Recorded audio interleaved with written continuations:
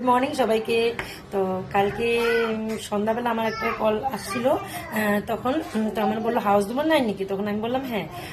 তো আমি বললাম আমি তো কিছু অর্ডার করিনি। তো বললো যে আপনি আসে আপনার অর্ডারটা নিয়ে যান। তখন আমি হাজব্যান্ডকে বললাম যে অর্ডার করেছো নাকি তুমি কিছু, তো হাসছে, কিছু বলছে না। তো আমি গেটের পারে নিচে যেয়ে দেখলাম তো আমার জন্য একটা সারপ্রাইজ গিফট। তো আমি তো দেখে তো চমকিয়ে দিয়েছি খুশিতে। দেখো,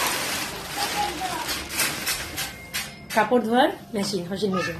তো আমার অনেকদিন থেকে কোমর ব্যথা, তো আমার হাজব্যান্ড শুনছে যে আমি কাপড় দিতে আমার অনেক অসুবিধা হচ্ছে, তো তার জন্য নিয়ে আসলো, আমাকে আগে বলে নাই, তো নিয়ে আসছে। তো দেখে তো আমি অনেক খুশি। যাই হোক, এখন আমার আর কাপড় কাচতে হবে না, এখন আমার কাপড় কাচতে হবে না। তো তোমরা সবাই কমেন্ট করো কিরকম লেগেছে কালারটা।